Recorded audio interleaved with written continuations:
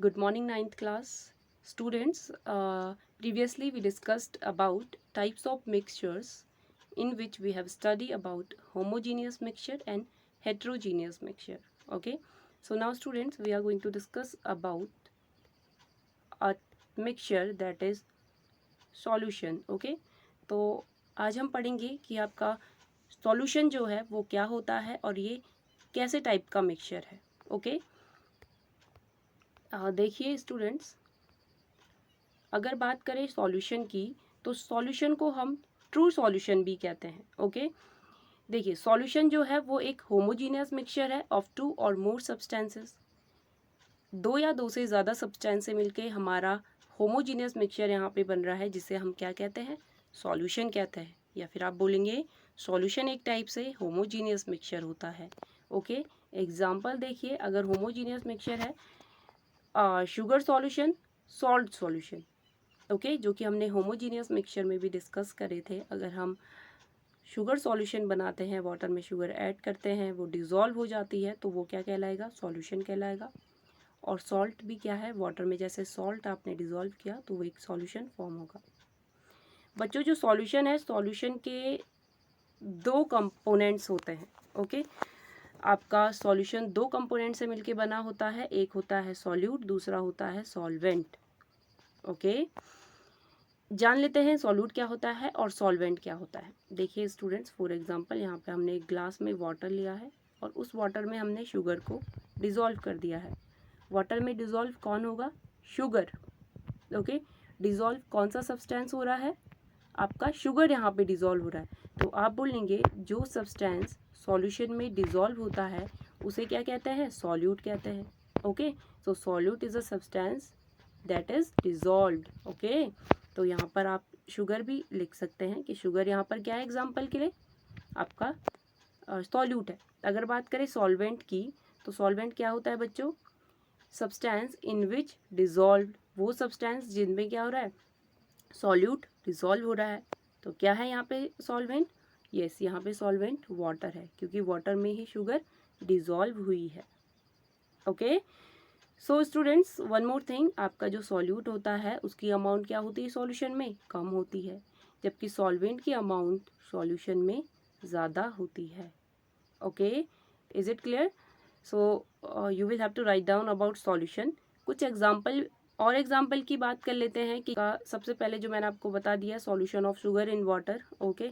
इसमें आपका sugar solid है, वो आपका सॉल्यूट है, और आपका सॉल्वेंट क्या है, इसमें वाटर है. Okay.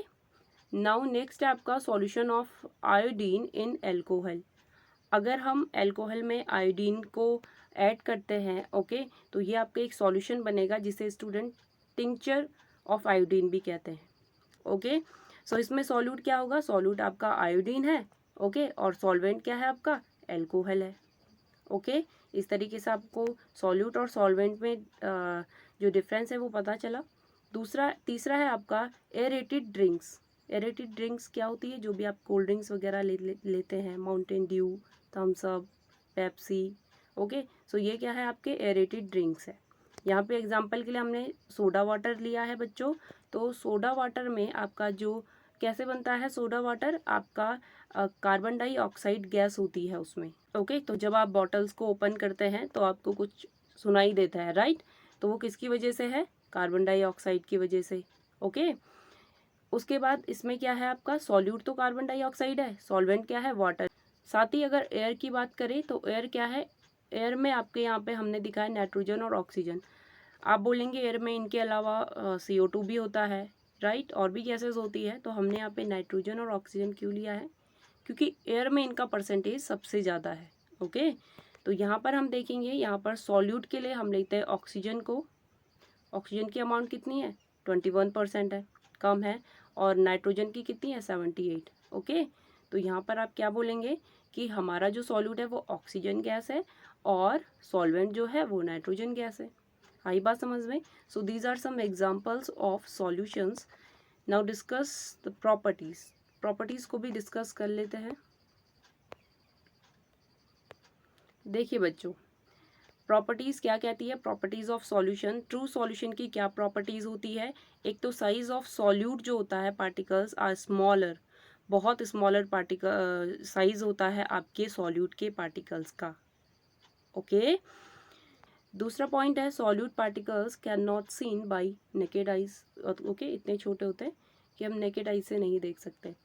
Particles do not scatter a beam of light. इसे समझने के लिए हम क्या करेंगे, एक हमने यहाँ पे ग्लास लिया है जिसमें क्या है, हमारा सॉल्यूशन है। इस सॉल्यूशन में आप लाइट पास करते हैं, बीम ऑफ लाइट। इसके पार्टिकल्स ने लाइट की बीम को स्कैटर नहीं किया, मतलब फैलाया नहीं, आपको यहाँ पे लाइट दिखेगी ही नहीं। Okay, so path of beam light do not visible in solution. इस सॉल्यूशन में आपको पाथ ऑफ लाइट का पाथ नज़र नहीं आएगा, विजिबल नहीं होगा, जबकि यहाँ आपको विजिबल होगा इसके जब क्रॉस में जाएंगे, इसको क्रॉस करने के बाद। ओके, नेक्स्ट है students, don't show Tyndall effect. अब टिंडल इफेक्ट क्या होता है, इसके लिए हम पर्टिकुलर वीडियो में पढ़ेंगे कि टिंडल इफेक्ट क्या है, इफेक्ट क्या है। अभी आप बोलेंगे कि जो सॉल्यूशन है वो टिंडल इफेक्ट शो नहीं करते। आपका नेक्स्ट पॉइंट है particles can not be separated by filtration.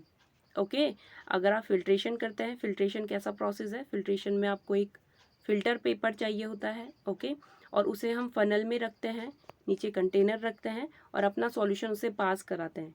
Okay, तो आप देखेंगे कि आपके जो सॉल्यूशन में सॉल्यूट के पार्टिकल्स है वो आपके फिल्टर नहीं होंगे।